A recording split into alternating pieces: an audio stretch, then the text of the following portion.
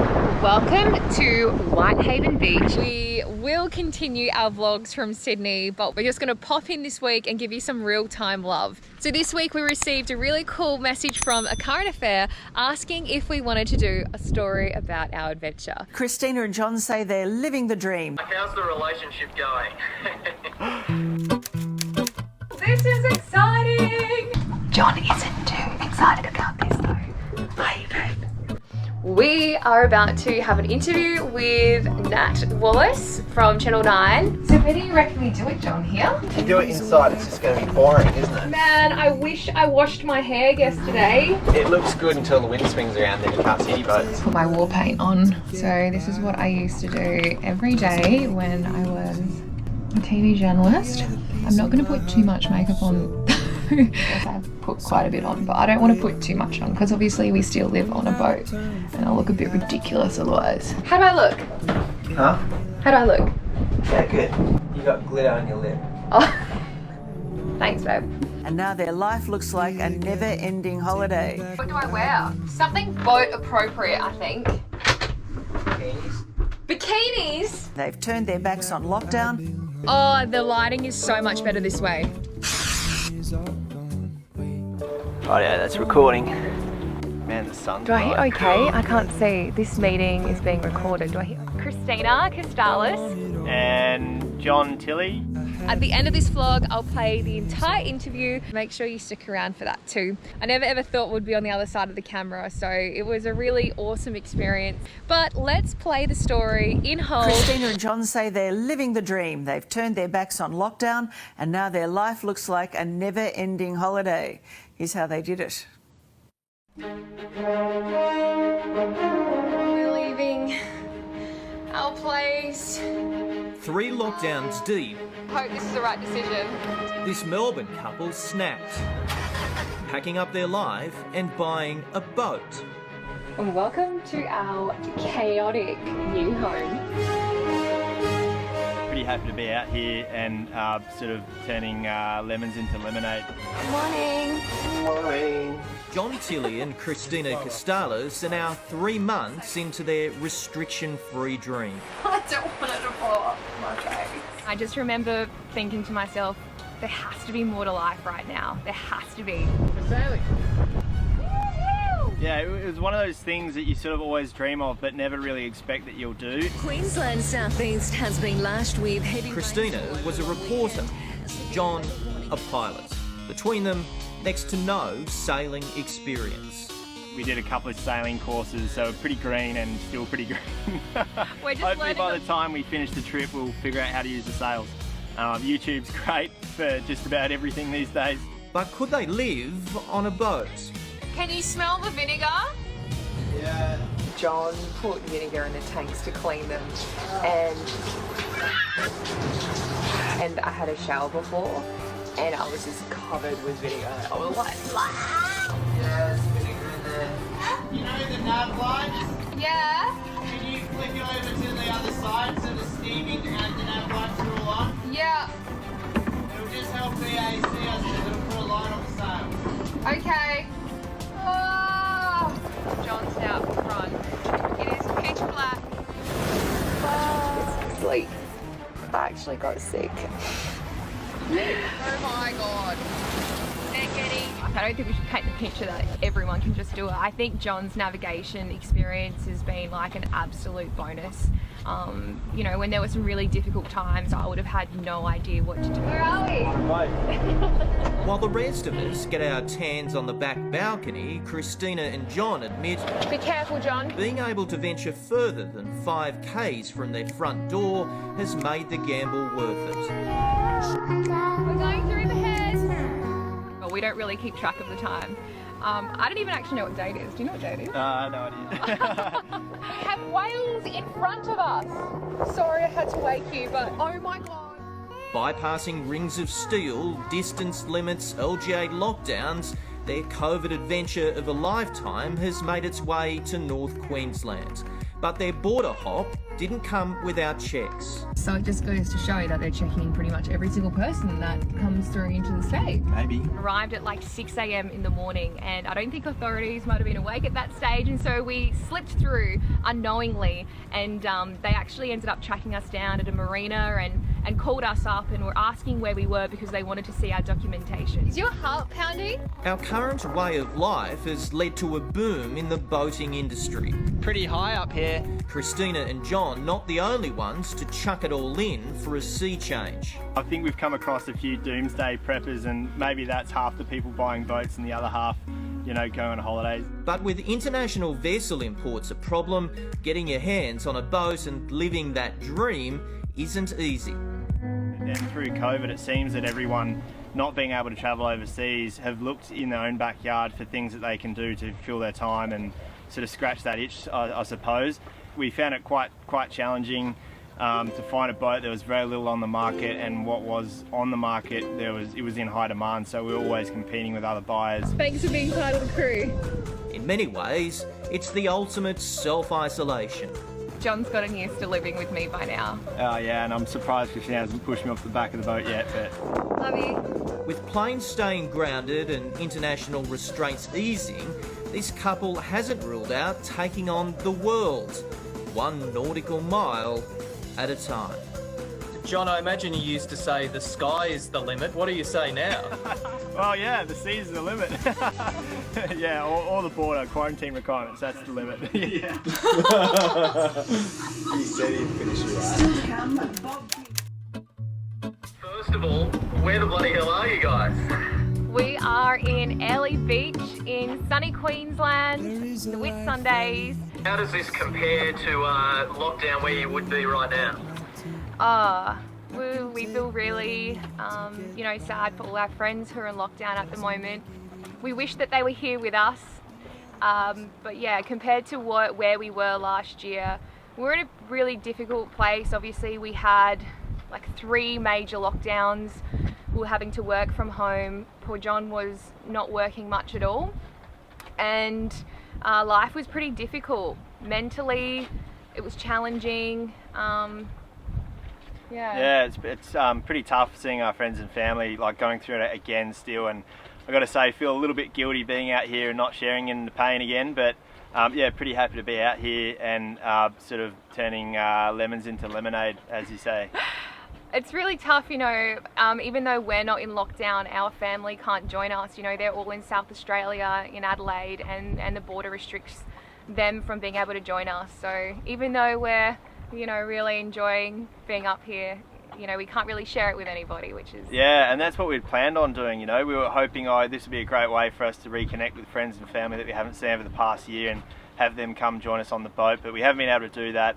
But it's, only a small thing to complain about compared to what it would have been like if we were stuck in Melbourne. So, yeah, pretty lucky, pretty fortunate. Tell me, what do you do for work? And I imagine that's been frustrating for you. Yeah, so I am an airline pilot. So at the moment I'm sort of on leave without pay. Obviously last year with all the border closures, there wasn't a lot of air travel. And if there was, it was quite sporadic. So they'd be standing staff up and then shortly after standing us down again, which was pretty hard.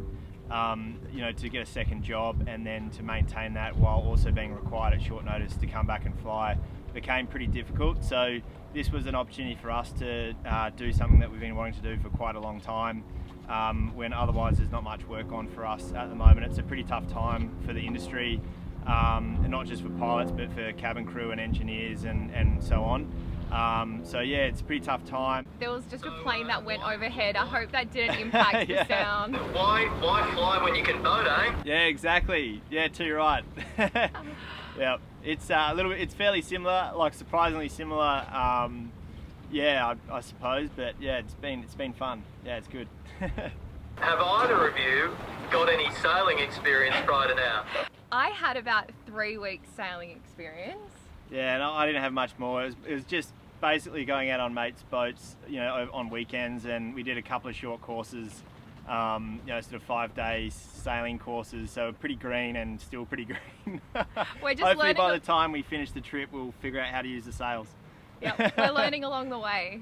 You mentioned it was something you dreamed about for a while, but were you literally at home one day, you going, well, I can't exactly work, Kristina going, well, my work is in and out, everything that's happening in the world, why don't we just jump on a boat? How did it all go down?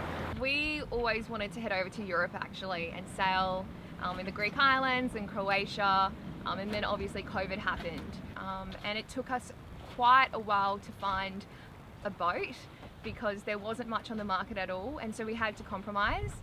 Takana just came up and we decided that we would just make the plunge. Yeah, it was one of those things that you sort of always dream of but never really expect that you'll do, and then just with the way that the year was unfolding, it just sort of became clear to us that this might actually be doable, you know, with work and whatnot. It was like, oh, you know what, this is actually probably the time to do it, you know, before kids and before, you know, and while work is slow, to actually go off and do this sort of adventure. So yeah, that's yeah, and then as it became apparent, we were just like, okay, it's like now or never sort of thing. So yeah, just pulled the trigger on it and got on with it. So yeah, it was good. Yeah, I vividly remember on my 30th birthday last year, we were in lockdown, and I just remember thinking to myself, there has to be more to life right now. There has to be.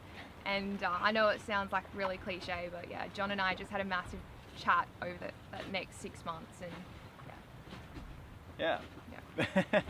How hard was it, and were you really surprised how hard it was to get a boat? Yeah, absolutely. It was funny, you know, because I think for the last 20 years, boating has sort of, from what we understand, is sort of people have lost interest as everyone's been travelling overseas and you know, doing that sort of thing. No one's really been taking the time to travel within Australia and sail and that type of thing. But then through COVID, it seems that everyone not being able to travel overseas have looked in their own backyard for things that they can do to fill their time and sort of scratch that itch, I suppose. And as it turns out, a lot of the boats that are for sale in Australia are actually purchased overseas and then sailed back or imported, which are then used and then sold on the second-hand market here in Australia. But because the borders have been closed, a lot of people haven't been able to bring boats into the country. So it's caused like a massive shortage of boats, and the prices sort of reflect that, I suppose. So we found it quite challenging to find a boat. There was very little on the market, and what was on the market, it was in high demand. So we were always competing with other buyers, and yeah. So that for a little while there, we weren't sure that we were going to be able to make it work, just simply because we couldn't find a boat that was, you know, sort of within the right price range, that was in the right condition, and so on. So yeah, pretty lucky. But yeah, from what I hear, the demand is still pretty strong for boats, and all the people that provide services like the shipwrights and marine electricians and so on, it's really hard to book in with any of them to get any work done at the moment. Everyone sort of seems to be run off their feet, and there's a real buzz in the whole industry, I think, for boat builders and whatnot. From everyone we've been speaking to along the way, it's yeah, it's really sort of reignited or re-kick-started the industry, I suppose. In a boat, you technically have no borders. Yeah, that's right. Yeah, you can sort of, to an extent, you can sort of go where you like, and it's the ultimate sort of self-isolation, I suppose, as well. So I'm sure that I think we've come across a few doomsday preppers, and maybe that's half the people buying boats and the other half, you know, going on holidays and whatnot. there are state borders. Yeah, as we found out.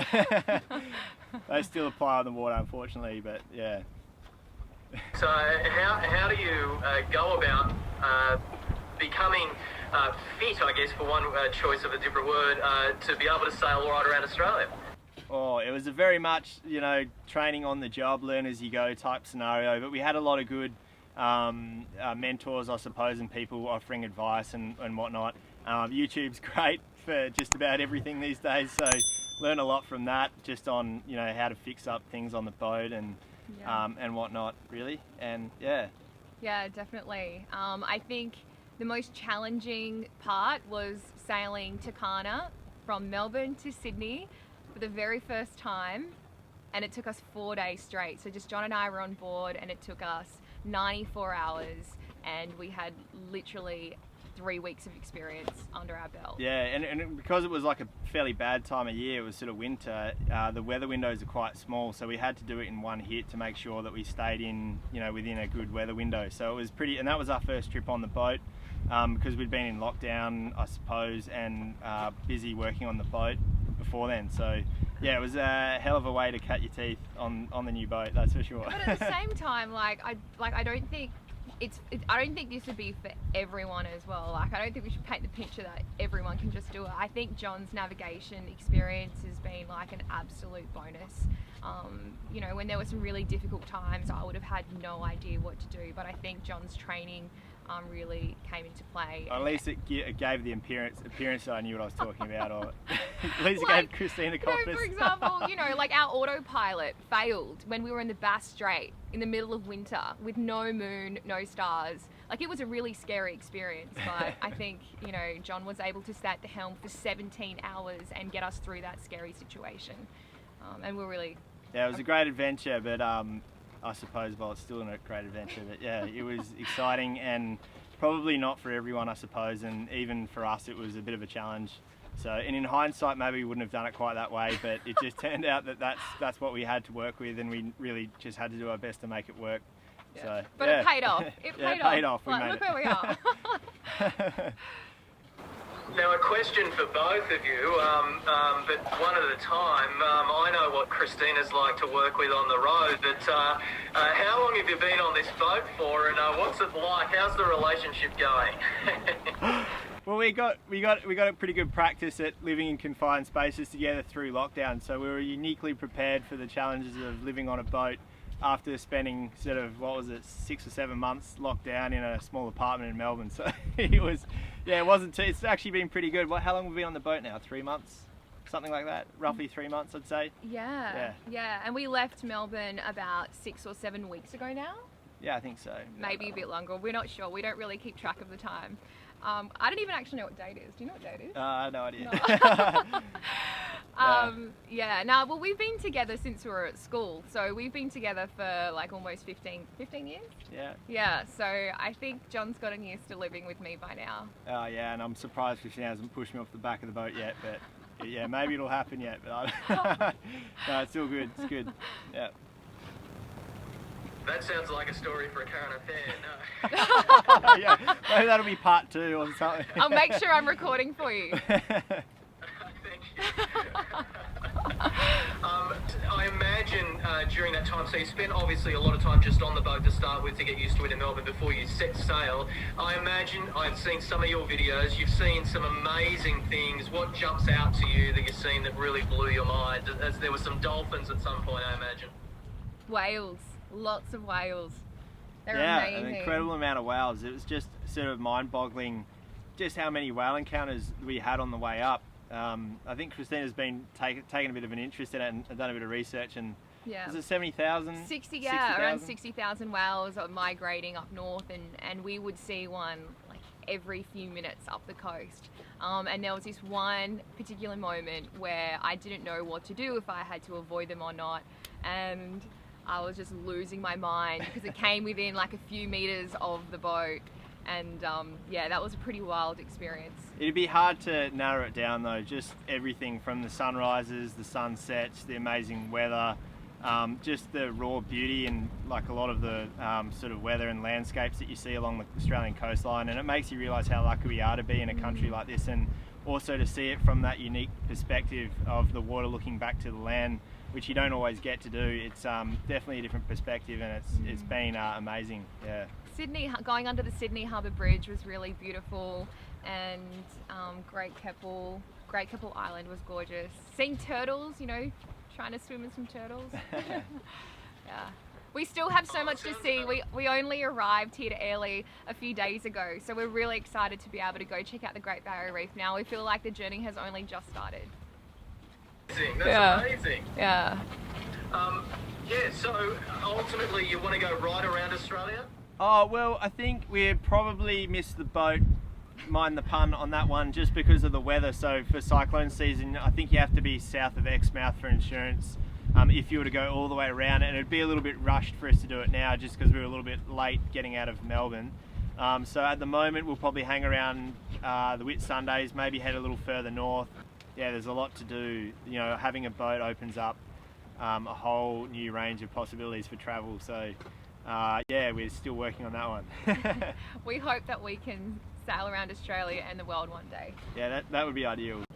Well, we're kind of lucky in a way that just the timing for us has worked out really well. We've sort of just, as we've gone up the East Coast, we've sort of just been one step ahead of lockdowns all the way from Melbourne to Sydney, and then obviously Brisbane and so on. So we've been very lucky in that regard. But at the time we were passing through New South Wales, that was the start of the Sydney outbreak. So we were held up in Coffs Harbour for a little bit of time, waiting for 14 days to pass before we could go into Queensland. And that was pretty well policed. They were right onto that, so they tracked us down when we came into Queensland to make sure everything was in order, which of course it was.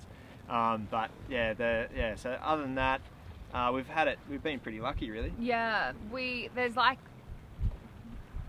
been where we are located, and so authorities can see where we are, and they could see that we were in Sydney on a particular day, and they knew that we had been out of Sydney, Greater Sydney, for that 14-day period. So as soon as we came, as soon as we crossed the border into Queensland, despite the fact that they could see that it had been 14 days, they still wanted to see us. They still wanted to see all our documentation to ensure that we weren't breaking the rules. Yeah, so Maritime Safety Queensland had been tasked with the job of basically policing the border or checking boats coming in from New South Wales or something. So we had sailed around 18 hours from Coffs Harbour to the Gold Coast and arrived at like 6 a.m. in the morning, and I don't think authorities might have been awake at that stage, and so we slipped through unknowingly, and they actually ended up tracking us down at a marina and called us up and were asking where we were because they wanted to see our documentation.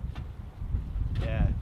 That was pretty much it. We were in the car at the time. And I filmed it on my camera, so I can send it to you if you want. But he was asking us, where we'd been, if he wanted to meet up with us. Yeah, we had actually been in touch with them to let them know we were coming and to send them all our paperwork. But I think there was like a little bit of a breakdown in communication between the inspectors and the people in the office, and they hadn't been made aware of our arrival. So when they caught up with us, they thought that we'd just come in without telling anyone that we were coming.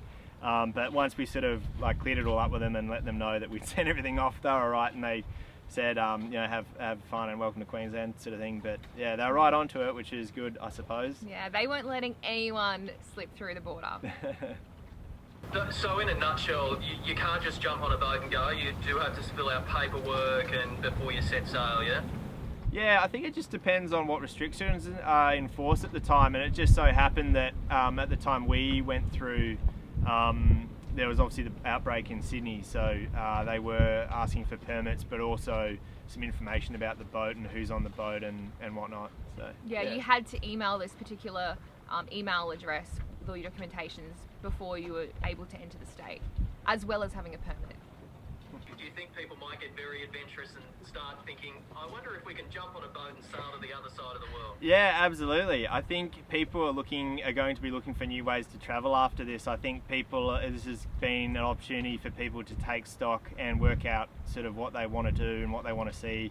And obviously people have a lot of time to think about that in lockdown.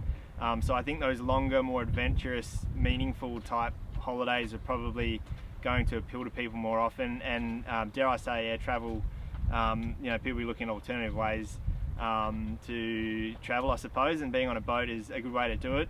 And yeah, I suppose the only thing that's really stopping us at the moment is just if we were to leave, is to not be able to come back in. So, and maybe for good reason, but at the moment that's the way it is. So we're just having to, stay in Australia at this stage.